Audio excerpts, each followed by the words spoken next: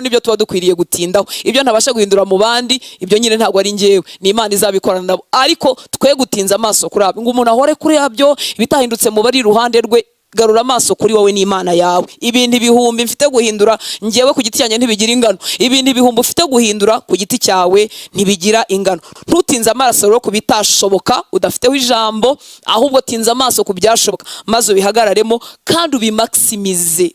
Ntagire na kimwe wasiga kuri wowe n'ubuzima bwawe bwite. Umaximize ibyiza byo mu mwuka, umaximize ibyiza byo mu bugingo, umaximize n'ibyiza tugomba kwikoraho mu mibiri yacu, kuko nabwo ni ubuturo bw'Umwuka Wera. Data dushoboze, aduha ubuntu, ariko natwe tugire kwiyemeza. Icyo nkundira rero intangiriro z'umwaka cyangwa cyane cyane intangiriro impera, reka mbe nziretse. Icyo nkundira intangiriro z'umwaka nuko zizana akantu ko kumva umuntu yafata ibyemezo bishyashya. Ndakwifuriza rero kuba mu bantu bafata ibyemezo kandi bakanabiba. Nanjye nibyo nisabira, apana kuba mu bantu bafata ibyemezo batazigera basohoza. Kwa kabiri twaba twarabyibagiwe, kwa gatatu byararangiye, ariko Imana ishimwe ko hari abantu bajya bafata ibyemezo mu ntangiriro z'ibihe runaka kandi bakabigumamo, ugasanga rwose wigiye imbere. Byemezo wafashe ku buzima bwawe warabikomeje kandi byagize umusaruro. Ndakwifuza rero kuba mu bahora bagambirira kandi bakanasohoza, atari abahora bavuga ibyo batazigera bakora. Muri make ntago twifuza ko twaba mu bantu bahora basibira. Buriya hari igihe umuntu asibira mu mwuka pe, agasibira mu gace ke k'ubugingo, agasibira no mu byo agomba gukora mu mubiri we, tugahinduka abantu basibiye. Ndakwifuriza kuba umuntu wigira imbere, umuntu ukura muri uru rugendo. Imana ishimwe cyane. Mu rwandiko rwa mbere rw'Abikorinto igice cya 13 umurongo wa 11. Urwandiko rwa mbere rw'Abikorinto igice cya 13 umurongo wa 11. Haravuga ngo nkiri umwana muto navugaga nk'umwana muto, ngatekereza nk'umwana muto, nkibwira nk'umwana muto, ariko maze gukura mva mu by'ubwana. Turimo turavuga muri uko kwezi kwa mbere kuva mu by'ubwana muri 2026. Ubu koko nzahore meze nkuko nayimeze mu washize ukuze mu gihagararo ureshya nanjye, ariko utarakuze mu muntu we bamwe imbere. Avuga ibyo ashaka atitaye ku cyo biri bukore ku bantu, abahitana bakomeretsa bababaza ntacyo bimubwiye. Yirebaho wenyine. Babizi burya abana burya bari selfish. Burya umwana aba yumva ibintu byose ari ibye, ntareba ku cyo imvugo ye iri butange. Noneho imbere hatubwiye ngo gatekereza nk'umwana muto. Turifuza gukura ku buryo ibitekerezo byacu nabyo bitabamo n'akajagari. Ntidutekereze ibyanduye, dutekereze nk'abantu bakuze. Twe kwibwira ibintu binyuranye n'ikijambo ry'Imana rivuga. Uzi gutekereza ibintu by'ubupfapfa nk'ibyo watekerezaga kera utarahura n'ijambo ry'Imana, nk'ibyo watekerezaga kera utari wakizwa. Mwibuke ko abantu ntibarebayo, ariko ibyo bitekerezo bikubera umwanda wowe, n'ibiguca intege n'ibigucogoza, kandi Data nawe arabibona.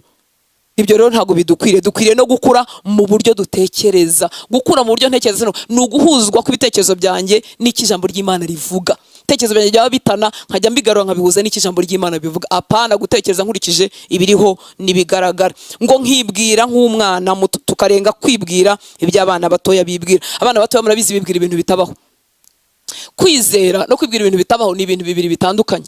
Ariko umuntu ari umwana mutoya atakuze, ashobora kuba ari umuntu w'umugore cyangwa umugabo, akajya ahora yibwira ngo icyama nkaba umugabo, ngo icyama nkaba umuhungu. Ibyo ni ibintu bigutakariza umwanya. Cyangwa iyo mba naravukiye muri Amerika, nyine ntiwavukiyeyo, twavukiye hano mu Rwanda, nyine niho turi. Turekera ibintu byo kwibwira ibintu by'abana bato, kuko biradukerereza tukananirwa gukora ibyo Imana yadukoresha. Ngo cyangwa iyo mba naravukiye kwa kanaka, iyo mba narabyawe na kanaka, oya wabyawe na kanaka, nanjye nabyawe na kanaka, kandi ntibyenda guhinduka. Rero reka dukure tuve mu bintu by'ubupfafa. Ibyo ni urugero ntanze wenda rworoheje cyane, ariko nawe urabizi ko ibintu wibwira bitagira umumaro, bitageraho bikugeza, bitakungura, kandi Imana itakoreraho. Imana ishimwe cyane. Nkiri umwana muto navugaga nk'umwana muto, ngatekereza nk'umwana muto, nkibwira nk'umwana muto, ariko maze gukura mva mu by'ubwana. Abantu bakorana n'Imana bava mu by'ubwana. Bashobora kuba bafite imyaka mikeya, ariko hari ukuntu barenga bakagenda bigira imbere, bahuzwa n'Imana ibashakaho. Imana ishimwe cyane. Ni ibihe byacu byo kuva mu by'ubwana. Kimwe rero mu bintu byerekana ko umuntu yagumye mu by'ubwana ni ukuba umuntu uhindagurika. Burya abana mukanyararira, mukanyagaseka. Imana itugirire ubuntu. Kimwe mu bintu byerekana ko twagumye mu by'ubwana kandi cyari igihe cyo gukura ni ukuba umuntu uhindagurika. Kugeza ku kigero nawe ubwawe witungura, kuko ntuzi niba mu kwezi gutaha uzaba wishimye cyangwa uzaba ubabaye, ntuzi niba uzafite imbaraga zijya mu kintu cyangwa zitakijyamo. Nawe ubwawe uritungura, ntubuze uko uzaba umeze mu gihe runaka. Rimwe wishimye cyane, ubundi wababaye washize, ubundi wagize imbaraga mu kintu, ibintu byose urenda kubihitana, mu kandi kanya warambaraye ntushaka no kubyumva. Oya, Imana iturenze aho hantu. Bimwe mu bintu biranga umwana muto ni uguhindagurika. Impamvu tudakeneye kuba abantu bahindagurika ni ukuri ubaye umuntu uhindagurika biragoye ko Imana yakorana nawe. Ukwiriye gukura mu muntu wawe imbere bikaguhindura umuntu udahindagurika, ukahinduka umuntu uri stable kandi mu bihe byose. Hari umuntu ugera mu bihe byiza agashyuhagurika ku buryo yibagirwa ibikwiriye, hakaba undi ugera mu bibi akarambarara burundu ku buryo yibagirwa gukora igikwiriye, hakaba ugera mu bihe bigoye agashira rwose ku buryo yibagirwa igikwiriye. Niki cyerekana ko umuntu arimo gukora? Nuko akora igikwiriye mu bihe byose. Ni ibihe byiza arakora igikwiriye, ni ibihe bigoye arakora igikwiriye. Ntabwo reactinga. Reactinga ni ugusubiza nkurikije kimbayeho, oya, ariko gukora igikwiriye ni ikimenyetso cyo kugenda dukura. Data dushoboze gukora igikwiriye mu bihe byiza, dukora ibikwiriye, mu bihe bibi dukora igikwiriye, mu bihe bigoye dukore igikwiriye. Data tugeze aho hantu, kandi ibisabwa byose ngo tugereyo yarabiduhaye. Imana ishimwe cyane. Ntukore bitewe nuko waramutse.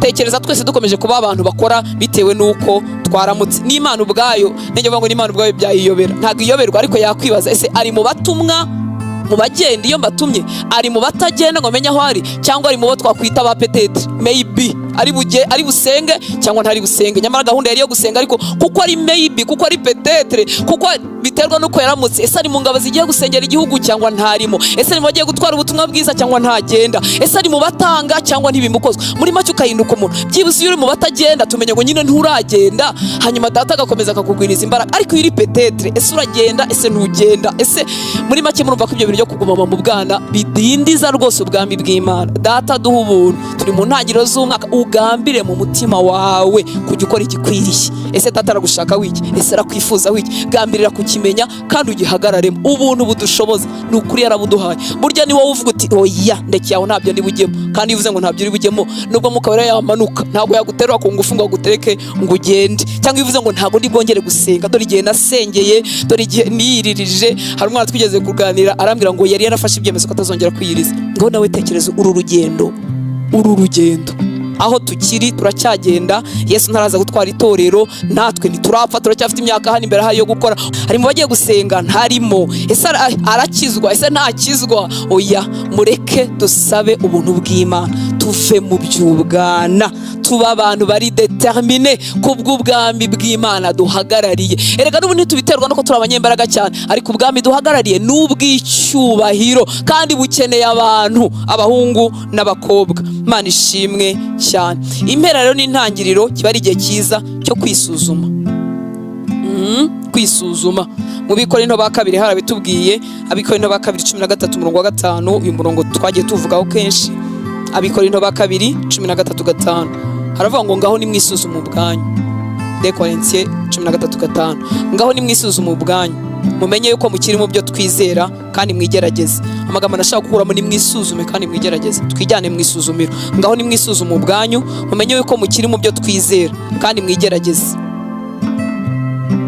Mbese ntimwimenya kandi ntimuzi yuko Yesu Kristo ari muri mwe, keretse hari mubaye abagawa. Biriya bindi wenda sibyo ndibutindeho. Twisuzume ubwacu, turi mu ntangiriro z'umwaka, twibwize ukuri uko twitwaye mu mwaka washize. Twisuzume bidutere kwifuza impinduka muri uyu mwaka turimo. Twigerageze ubwacu. Imana ishimwe cyane. Nisuzuma nkigerageza, ngasanga ubunebwe, ngasanga ubwoba, ngasanga kwanga gutwaza umubiri wanjye igitugu byankuye aho Data yagombaga kunkoresha. Nisuzume nibwize ukuri, mvuga ngo Mana mpa ubuntu n'imbaraga. Sohotse mu bunebwe, sohotse mu bwoba se, sohotse mu kwanga gutwaza umubiri wanjye igitugu se, n'ibindi nk'ibyo ngibyo. Imana ishimwe cyane. Umugaragu w'Imana Paulo yaravuze ku murongo mu Bikorinto ba mbere 9:27, ariko ndaza gusoma mpereye no hejuru kugira ngo twumve uburyo umuntu w'Imana yitanga kandi natwe twabishobora. Abikorinto ba mbere 9:27 haravuga ngo ahubwo mbabaza umubiri wanjye nkawukoresha gahato, kugira ngo ntazamara kwigisha abandi ngo naho nge ngasigara ntemewe. Ahubwo mbabaza umubiri wanjye nkawukoresha gahato. Iyo byose mu gitondo gusenga, iyo wiyimye ikintu wari urimo kureba muri screen yawe n'amatsiko menshi ukakiyambura, kugira ngo ejo uzagire umwete wo gusenga. Burya utwaje umubiri wawe igitugu bukoresheje uburetwa. Iyo tuwujyanye mu kwiyiriza tuba turimo tuwukoresha uburetwa. Ngo ahubwo mbabaza umubiri wanjye nkawukoresha agahato kugira ngo ntazamara kwigisha abandi naho njye ngasigara ntemewe. Uku kutemerwa tuvuga si ukutemerwa ko kwakira agakiza, ariko no kuba disqualified mu bantu bari batoranyijwe gukora ikintu runaka, ugakurwamo ugashyirwa ku ruhande. Kubera iki? Kuko nanze gukoza umubiri wanjye uburetwa, nanze kuwutwaza ikimeze nk'igitugu. Nukuri uyu mubiri tutawutwaje igitugu ntabwo twaba ibikoresho bimeze nk'uko data yashakaga.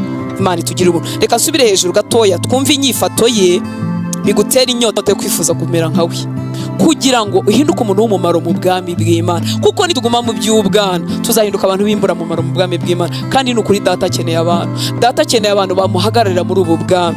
Data akeneye abantu yatungira agatoki akavuga ati ngaho kizwa nk'uko kanaka kizwa, ngaho gwiza imbaraga dore nawe yarazigwijije, ngaho tambuka dore nawe yarahatambutse. Data akeneye abo bantu, nshuti z'Imana. Ubwo ni ubuzima bw'umuntu wiyegurira Imana uko byaba bimeze uko ariko kose.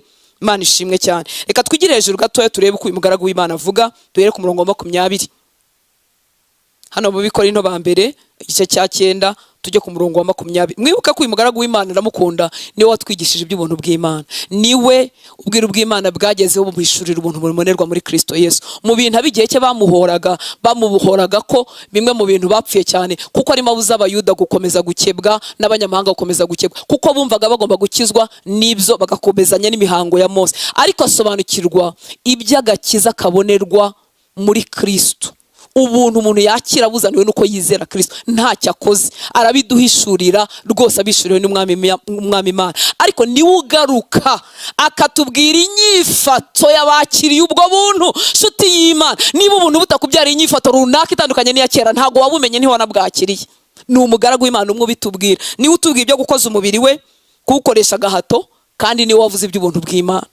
Abahawe ubuntu ni nabo ubwo buntu bushoboza gukoza imibiri yabo agahato kugira ngo bakorere Imana uko bikwiriye, bataba disqualified. Imana ishimwe cyane. Nta nubwo ari uko Imana itatwemera, yatwemerera pe, ariko icyo twagombaga kumara mu isi, icyo data yagomba kudukoresha ku bandi bantu ngo nabo bakizwe, ntago kigigerwaho. Imana ishimwe cyane. Reka tujye ku murongo wa 20. Abikorinto ba mbere 9:20. Ngo iyo ndi mu Bayahudi, ndimo nakoresha ijambo ry'Imana, iyo ndi mu Bayahudi mba nk'umuyahudi kugira ngo nigarurire Abayahudi. Iyo ndi mu batwarwa n'amategeko mba nk'utwarwa nayo, ahubwo nubwo nge ndatwarwa n'amategeko kugira ngo nigarurire abatwarwa nayo. Nta n'umwe ashaka gusiga inyuma, bose arashaka kubazana ku bwa Kristo. Nshuti z'Imana, tujye tugira impaka z'amadini zitagira umumaro. So kuvuga ngo uyu nguyu ni watsinze, uyu ni watsinze, umudventiste yatsinze, umugatolika yatsinze, umugatolika yatsinze, umudventiste yatsinze, umusimbizi batwebwe njya kuvuga ngo binzaduka ariko reka kwituka, batwebwe batsinze, abandi abangaba nabo ababone again abakiri, tukagira impaka zituma dutakaza abantu. Nshuti z'Imana, kuvuga ijambo ry'Imana mu kuri nk'uko waguhishuriye ku kigero maze kumenya aho biradukwiriye, ariko impaka zituma utakaza umuntu si cyo cyazanye Yesu. Yagiye ku musaraba ku bwabo bose. Uyu mugabo rero yarabisobanukiwe. Iyo ndi mu Bayahudi mba nk'umuyahudi kugira ngo nigarurire Abayahudi nabo bahuze na Kristo.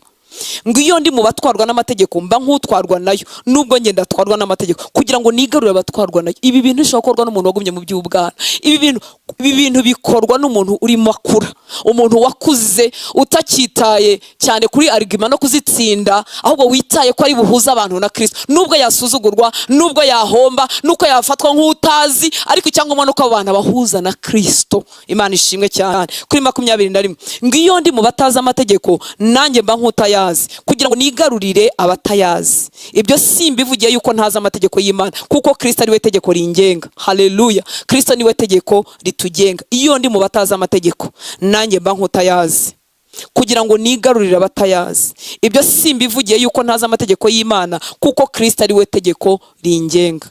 Imana ishimwe cyane.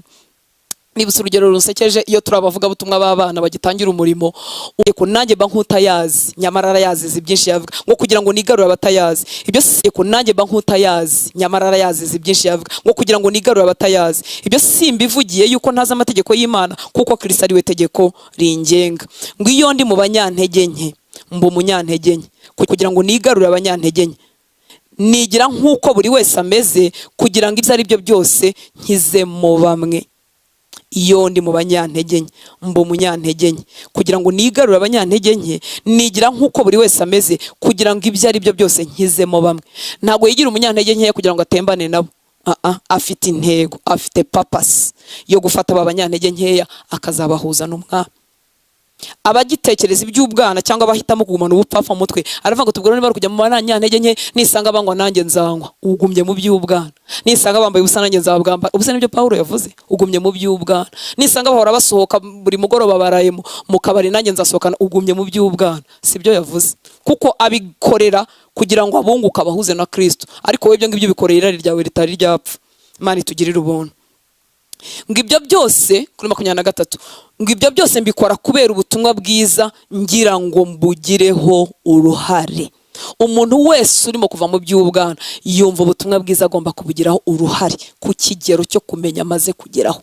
Ese uzi gusenga? Basengere. Ese uzi gutanga? Tanga.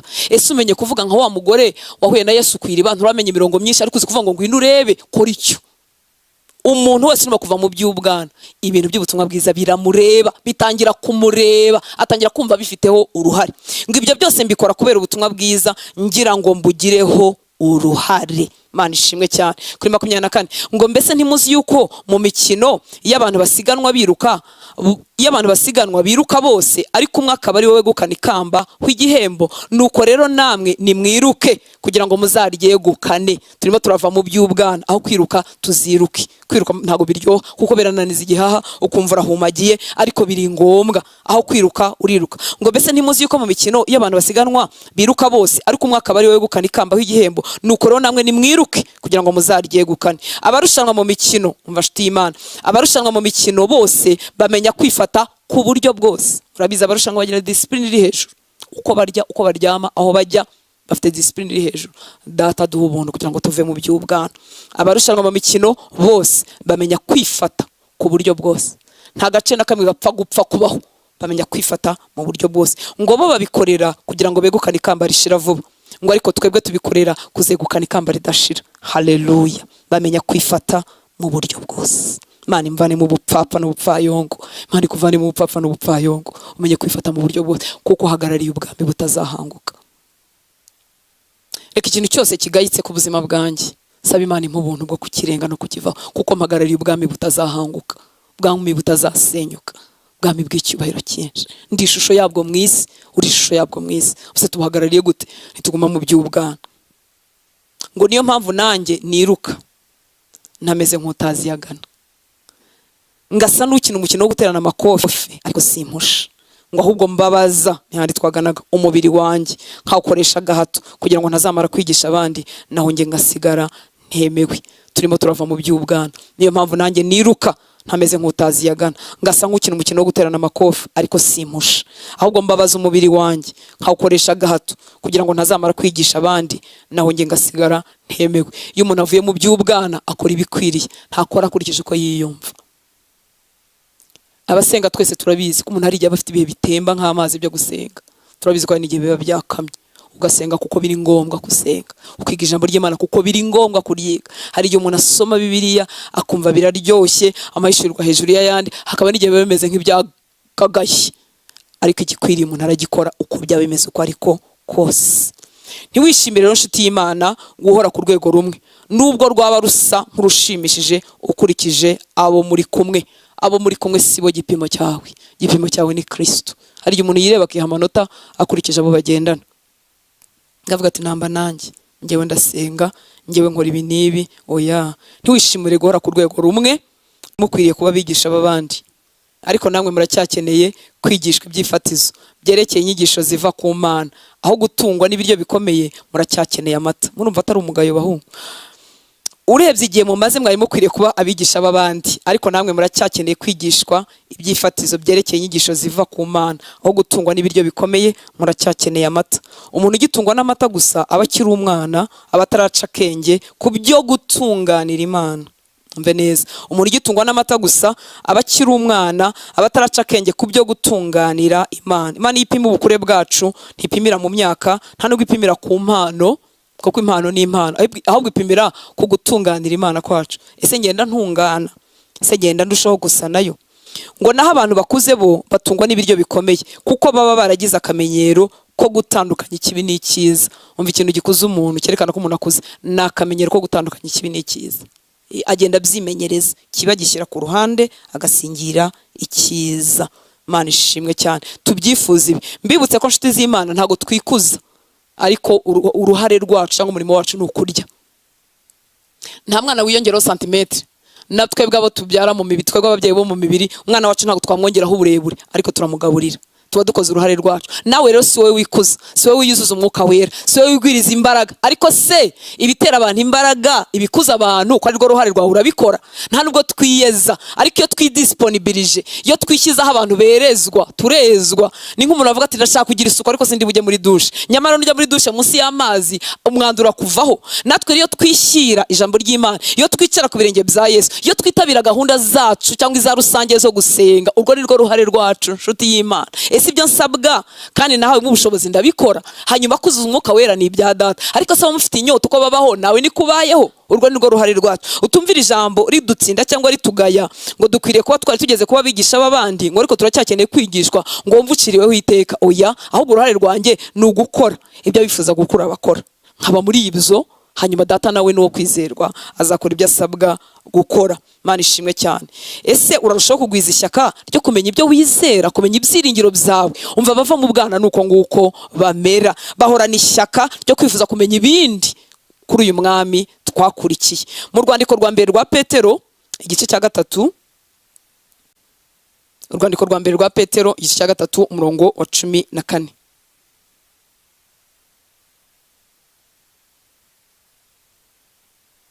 Ngo icyakora nubwo mwababazwa muzira ibikorwa bitunganye, nabyo byababera ihirwe. Ntimugatinya abantu kandi ntimugahagarika umutima, ngo ahubwo mwubahe Kristo abe umugenga w'imitima yanyu. Muhore kandi mwiteguye gusubiza umuntu wese wabasaba gusobanura ibyo mwiringira. Uyu ni wo murongo nashakaga nshuti y'Imana. Ngo icyakora nubwo mwababazwa muzira ibikorwa bitunganye, nabyo byababera ihirwe. Utababajwe uzira ibikorwa bipfuye, ubabajwe uzira kurimo wigira imbere muri Kristo. Mwanza kwangiye ibyo, intumwa ze zikwangiye ibyo, Satana kurwanyirije ibyo, ngo burya ngo byatubera ihirwe. Ntimugatinya abantu kandi ntimugahagarika umutima, ahubwo mubahe Kristo abe umugenga w'imitima yanyu. Muhore kandi mwiteguye gusubiza umuntu wese wabasaba gusobanura ibyo mwiringira. Iyo umuntu arimo kuva mu by'ubwana aharanira kumenya ibyo yiringira, nicyo kidutera kumva ijambo ry'Imana. Hano hose twumvise iridufasha, hano hose twumvise iridukuza, hano hose twumvise iritwungura. Umuntu wese twumvise avuga ibintu biruta ibyo twari tuzi, twifuza kubimenya ngo tube tuzi ibyo twiringira ibyari byo. Birababaje kubwo abarokore benshi cyangwa se bamwe ntabwo bazi ibyo biringira. Cyakora n'abarokore tu, ariko babaje ngo ese warakijijwe, ese wakijijwe ryari, ese urajya mu ijuru, ese ufite ubugingo woro, ntanabyizeye. Umubwira ese upfuye wajya mu ijuru, ntago abizi neza niba yajyayo niba atajyayo, ntago abizi neza. Ariko ibyo byose tubimenyera hehe? Mu ijambo ry'Imana, atari mu byiringiro bipfuye. Hari abantu none bigirira kwiyemera ariko gupfuye kudashingiye ku byo bakuye mu ijambo ry'Imana. Ngo ahubwo mubahe Kristo abe umugenga w'imitima yanyu. Muhore kandi mwiteguye gusubiza umuntu wese wabasaba gusobanura ibyo mwiringira. Ibyo tubikura mu ijambo, guhora twiteguye gusubiza umuntu wese wadusaba kumenya ibyo twiringira. Tubikura hehe? Mu ijambo ry'Imana. Ugenda umenya aho gatoya, ejo kakiyongera, ejo kakiyongera. Iyo umuntu azi ibyo yiringira nta kintu kimukanga. Ubuzi neza se waguhamagaye ko ari ukwizerwa. Uza aho mujya, uza aho wavuye, uza aho mujya. Uzi ibyiringiro bya nyuma y'ubu buzima, ntukibishidikanya. Urabizi ko ibyacu bitarangirira inaha ngaha. Wabikuye hese? Mu ijambo ry'Imana. Urabizi ko Imana iri kumwe nawe, iri imbere muri wowe, kandi ubasha no kubibwira abandi. Mana ishimwe cyane. Ibinyuza bije urabisubiza. Iyo abanyampaka baje ufite kuvugana nabo kandi udatakaje ubugwaneza bwawe.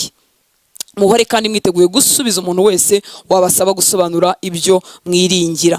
Ngo ariko mubikorane ubugwaneza no kwicisha bugufi. Ibi nabyo biba mu mitima y'abantu barimo kuva mu by'ubwana. Ariko mubikorane ubugwaneza no kwicisha bugufi. Hari abantu nanone bajya gusubiza ibyo biringira ariko hafi kurwana.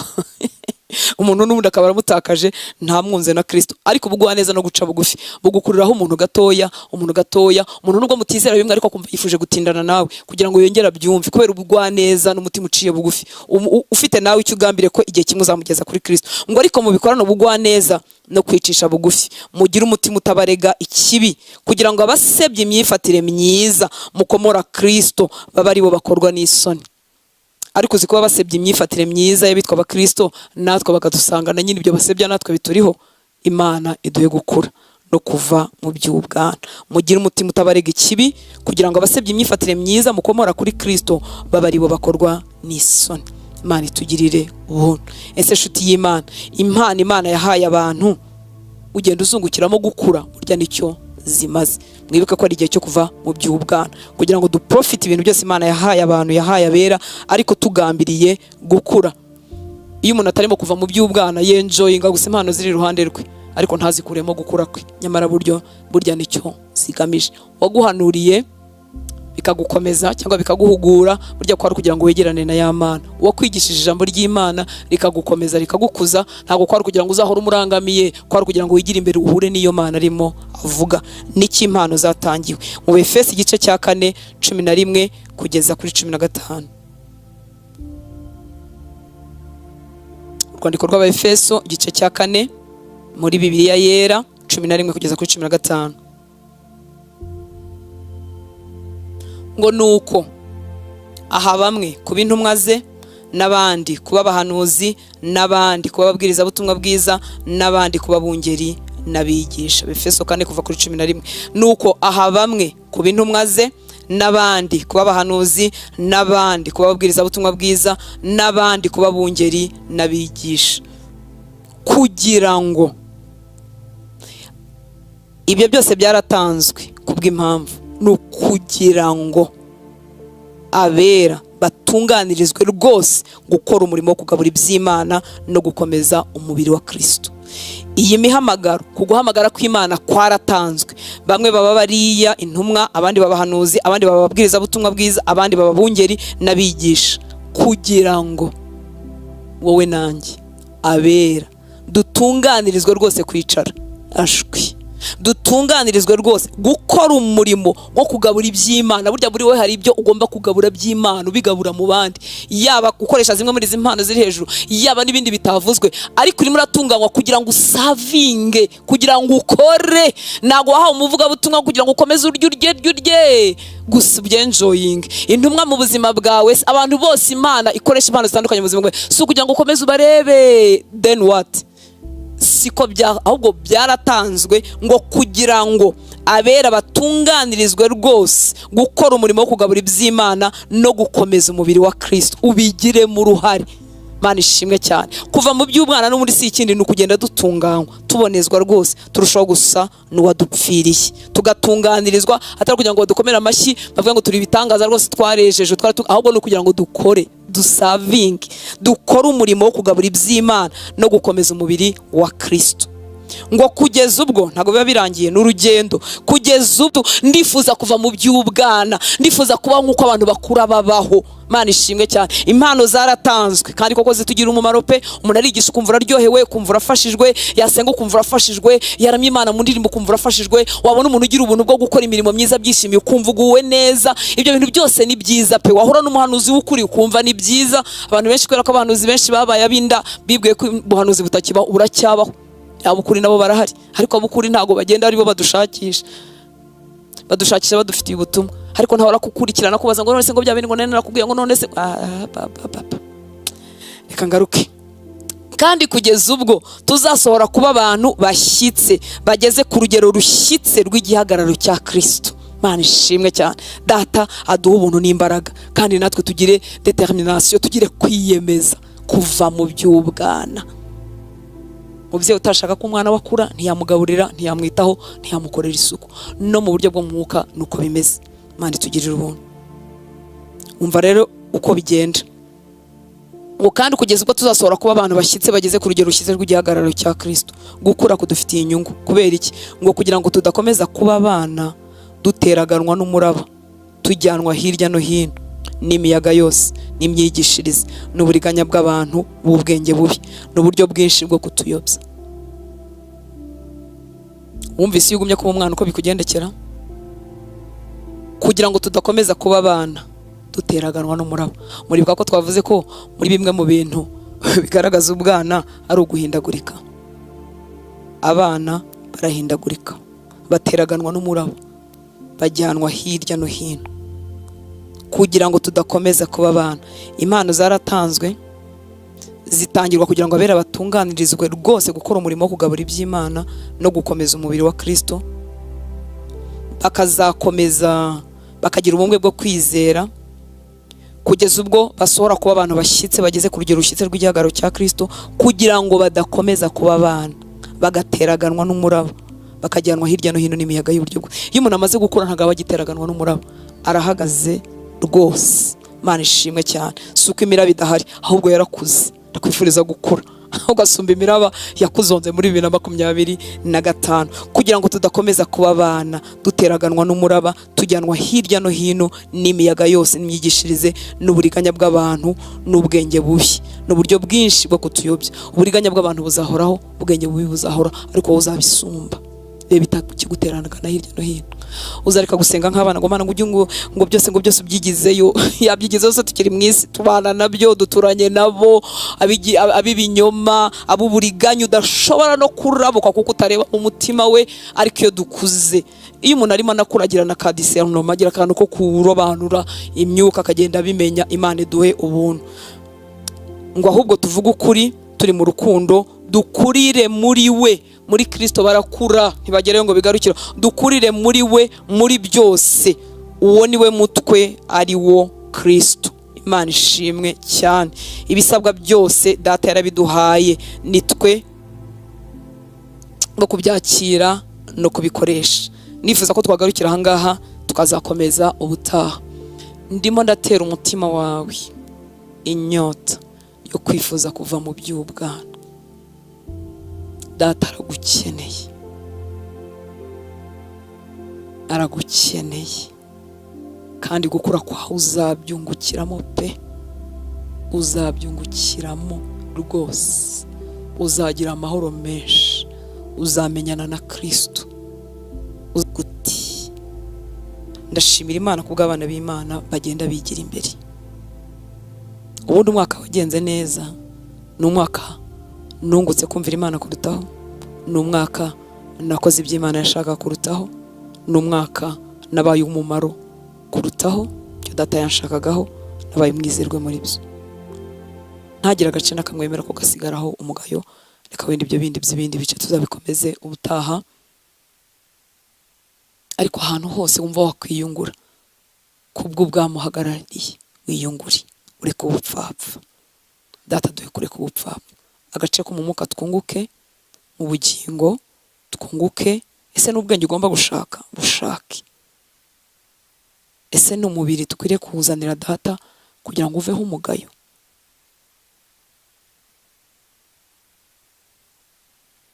Bigerageze, igira imbere. Hari igihe uhura n'umuntu ufite impano nziza z'Imana ukumva biraryoshye, ariko mu kanya mwakwicarana kumva nta havuze amagambo apfapfanya, atagira ikinyabupfura, atagira uburere, ukabona biragayitse. Cyangwa inyifato ye ukabona iragayitse. Ukwasase mwisuku se muri iyi mibiri yacu tutitaho se ukabona biragayitse. Ukabona umuntu udafite ubwami wowe urimo uvuga, yagucisha mu ijisho kandi yaba afite ukuri. Ijambo ry'Imana ridusaba kutabaho umugayo, kuzageza ku kugaruka k'umwami wacu, ku munsi w'umwami wacu Yesu Kristo. Kutabaho umugayo mu Batesalonike, kutabaho umugayo mu mwuka, mu bugingo no mu mubiri. Turasaba Data mu ntangiriro z'uyu mwaka ngo aduhe ubuntu n'imbaraga. Reka dusenge. Saba Umwuka Wera akugenzura aho utazi, ariko aho uzi urahazi, wabusabira imbaraga. Ese urugendo rwanjye rw'agakiza rugenda rwigira imbere nuka muri njye, nibyo bidukwiriye. Kwiyegurira Imana bigenda birushaho kugwira, niko bidukwiriye. Reka tumusaba ubuntu, tumusaba imbaraga, ari kumwe natwe kugira ngo adushoboze. Ariko reka umutima wawe ubyifuza, we gukomeza kuvuga nk'abana, gutekereza nk'abana, kwibwira nk'abana, of course no gukora nk'abana. Ntago umubyeyi yagayira umwana we w'imyaka 2 ko atagiye kumuvomera 2-3, ariko mugayira ko akikoraho umwanda, kubera ko wenda bageze igihe cyo gutangira kwigirira agasuku. Na Data nuko ntago agusaba niburi mu ntambwe zawe za mbere z'agakiza, agusaba imeze nk'ibya abandi bagiye kumaramo imyaka 30, ariko aragusaba iby'ikigero cyawe. kandi birahari, kandi wagenda wigira imbere. Data, turi abahungu n'abakobwa wagiriye imbabazi, twinjira muri uyu mwaka wa 2026, duhinjira twarakijijwe, twarakumenye. Ni twebwe urimo ubwira kuva mu by'ubwana. Reka iki gihe gitangira umwaka Nyagora ku ngoma kitubera igihe cyo gufata ingamba z'ukuri. Twe kuba abantu bategereza aho batabibye. Benshi muri twebwe tunyotewe no kugira ubuzima busa nk'ubwa cya giti cyashoreye imizi mu mazi. Tunyotewe itoto ry'agakiza, tunyotewe imbaraga z'umwuka, tunyotewe kunesha, tunyotewe no gusa nawe. Dushoboze rero gukora ibisabwa Nyagora ku ngoma kugira ngo umuntu agire mwene ubwo buzima. Twibutse, dukangure, duhe kuba mu bihe byo kuba mu ijambo ryawe, duha kuba mu bihe byo gusenga, dushoboza igihe cyo kwiriza twirize, dushoboza igihe cyo gusenga dusenge, dushoboza igihe cyo kwitandukanya n'ibitagira umumaro n'inshuti zitagira umumaro n'ahantu tutagombye kujya tubizi neza. Dushoboza uduha imbaraga zo kwitandukanya nabyo, twigishe guturiza muri wowe Nyagora ku ngoma. Dukure mu buzima buhushura ibyawe, uduhe kuba profond, uduhe kwigira imbere, uduhe kumanuka imuhengeri Nyagora ku ngoma. Mwami, kandi ndagusaba ubuntu, twe kumera nka rwa rutoki nyirarwo yavomereye akarushyiramo ifumbire akaruzitira, ariko yagaruka gusanga umusaruro agasanga ntawo. Ndakwinginze Mwami w'abami, ubuntu wampaye, imbabazi wangiriye, reka bingane n'umusaruro nimo ntanga mu bwami bwawe Uwiteka Mana Nyiringabo. Urukundo wankunze, akazitiro wanyubatseho, amahoro umpaye Nyagora ku ngoma, ibyo umenyesheje muri wowe, reka nugaruka kundeba usange bihwanye Mwami w'abami. Babana wahaye itaranto, wahaye imwe ntihugeze umusaba ko agarura izindi 5, ariko washaka ko agarura imwe, wahaye 5 washaka ko azane 5. Ndakwinginze Uwiteka Mana Nyiringabo, dukure mu kurangara, dukure mu bupfafa Mwami w'abami, uduhe gukoresha ibyo waduhaye kubw'icyubahiro cy'izina ryawe. Kura amaso yacu ku bitagira umumaro, kura amatwi yacu ku bitagira umumaro. Dukize self pity no guhora twibabarira twirebaho ngo turarushye turi ingorwa. Kandi Mwami, dukwiriye kwambarira urugamba. Waratubwiye ngo nidusenge ubudasiba, uratubwiye ngo dusengeshe uburyo bwose bwo gusenga, uratubwiye ngo nitwambare intwaro zose z'Imana. Yewe no mazina yawe witwa Uwiteka Nyiringabo, nuko wari uzi ko Mwami w'abami umwanzi atazabura kuturwanya, ariko ibiduha kunesha wabikoreye muri twebwe. Warabitubwiye ngo dore kumwe natwe kuzagera ku mpera y'isi. Mwami, hagurutsa abakobwa n'abahungu basohotse mu by'ubwana, hagurutsa abakobwa n'abahungu bavuye mu bupfapfa, duhagurutse Uwiteka Mana Nyiringabo kubw'icyubahiro cy'izina ryawe. Tugusabye imbabazi ahubwo ubupfapfa, aho ubupfapfa bwacu bwaturuje gukoreshwa nawe, tugusabye imbabazi aho nabaye umuntu uhindagurika, nkaba umuntu ugambirira ibintu simbikore, nkavuga ngo ndiyigeze nkaba mbivuyemo, nkavuze ngo ndasenga nkaba mbivuyemo, nkavuga ngo ndakora ibi n'ibi nkaba mbivuyemo. Mwami, dukize guhinduka abantu bateraganwa n'umuraba, abantu bahindagurika. Uduhe ubuntu bwawe n'imbaraga zawe, kandi waranabitanze Mwami w'abami. Ibintu byose bizana ubugingo ngo warabitanze, warakoze kuri kumwe natwe ngo bidushoboze, udutere gukunda no gukora ibyo wishimira, uri imbere muri twe. Ngo ndetse ngo ntabwo twahawe umwuka w'ubwoba, waduhaye umwuka w'imbaraga no kwifata, waduhaye umwuka wa discipline, waduhaye umwuka wa self control. Mwami, duhe kubisingira no kubihagararamo kubw'imbabazi zawe. Ndasenze ngo aho iri jambo amatwi rigeramo ribyutse uwo mutima, aho rizagera rizaza n'ikanguro mu mutima kubw'imbabazi zawe. Dukize kwibeshya Mwami, sanga bene data b'ibinyoma, ubakize kwibeshya, wibutse ko utareba nk'abantu. Twebwe tureba inyuma ariko wowe ureba mu mutima. Duhe imitima y'ukuri, dukize ubupfapfa mu bw'abafarisayo bwo gutunganya iby'inyuma. Mwami, uduhe imitima ihindutse. Uri Imana y'imbabazi, uri Imana ihora itanga itangiriro rishya. Mwami, hari watubera umwaka wo kwisubiramo, abatunganyaga iby'inyuma batitaye ku by'imbere, batindaga ku madini n'abanyamadini babo n'abayobozi babo batwebwe, bagatinda ku buryo tubareba Nyagora ku ngoma, bibutse ko tutari twe dutanga ingororano. Mwami w'abami, dukure muri uwo mutego wo gutunganya iby'inyuma. Wowe uri Imana y'imbabazi, uri Imana ihorana itangiriro rishya ku mutima w'umuntu wese ugushaka. Wowe ubarira ibisambo, ukabarira abicanyi, ukabarira abaruharwa, nta muntu n'umwe utakugarukira ngo umugirire imbabazi. Wirengagiza imyaka yacu yo kurorongotana, dukure mu kwibeshya. Mwami w'abami, tugirire imbabazi, twe kudakorera gushimwa n'abantu. Urakoze Data, tuguhaye icyubahiro, tugushyize hejuru. mu izina rya Yesu dusenze, amen. Numva ntekereje kubakangurira gusoma Bibiliya. Umukozi w'Imana Senga umwaka ushize yadukoreye icyegeranyo cya Bibiliya, bari kuri groupe ye babaye muri gahunda yo gusoma Bibiliya, irahari kuri internet, wanayidownloadinga.